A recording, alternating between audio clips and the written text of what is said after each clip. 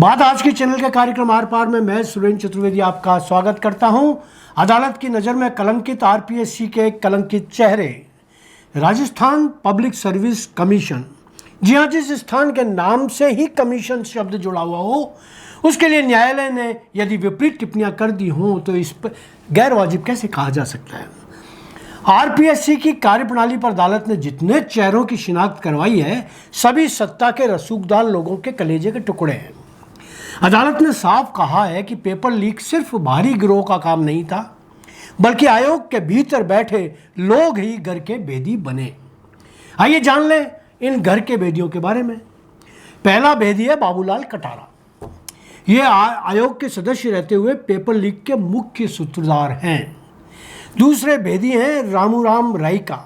इस महान भेदी ने अपने बेटे और बेटी तक पेपर पहुंचाने का काम किया। तीसरी घर की भेदन है श्रीमती मंजू शर्मा। यह देश के सबसे तीरंदाज कथित कवि बनाम कथावाचक कुमार विश्वास की पत्नी है। इसके अलावा संगीता आर्य भी हैं, जिनके पति परमेश्वर गहलोत सरकार के मुख्य शासन सचिव निरंजन आर्य थे। एक और सदस्य जसवंत राठी हैं, जो अब दिवंगत हो चुके हैं। ये वे लोग हैं जिन्होंने सच को जानते हुए भी चुप्पी साधे रखी। इनमें कुमार विश्वास की पत्नी तो वह महान आत्मा है जिनकी पुत्री के विवाह में प्रधानमंत्री मोदी जी तक पहुंचे।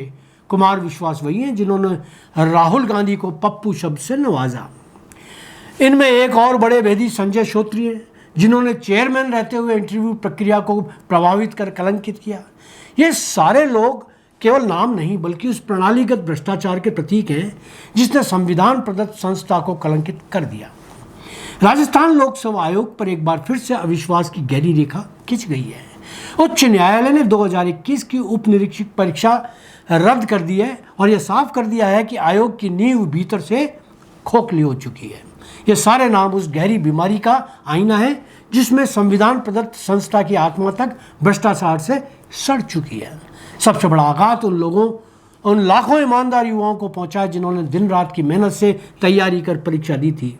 अदालत की टिप्पणी, ईमानदार अभ्यर्थी असली हारने वाले, इस विश्वासघात का सबसे सटीक बयान है। मेहनत और योग्यता को पैसे और पहुंच के आगे हारते देखना युवा पीढ़ी के लिए सबसे कड़वा अनुभव है। इस घोटाले की जिम्मेदारी केवल आयोग तक सीमित नहीं है। आयोग की नियुक्तियां लंबे समय से राजनीतिक समझौतों और दबावों का परिणाम रही हैं। जब तक नियुक्तियों में पारदर्शिता और निगरानी तंत्र की मजबूती नहीं होगी, तब तक हर सुधार अधूरा रहेगा। सरकार इस जिम्मेदारी से नहीं बच सकती क्योंकि जिस संस्था पर युवा भरोसा करते हैं वह राज्य के लिए भी भरोसे का प्रतीक होती है। अब वक्त है कि केवल बयानबाजी या सांत्वना से आगे बढ़कर कठोर कदम उठाए जाएं। आयोग की सदस्य नियुक्ति पूर्णतः योग्यता और ईमानदारी के आधार पर हो। प्रश्न पत्र सुरक्षा के लिए तकनीकी और बहुस्तरीय सुरक्षा तंत्र लागू किया जाए।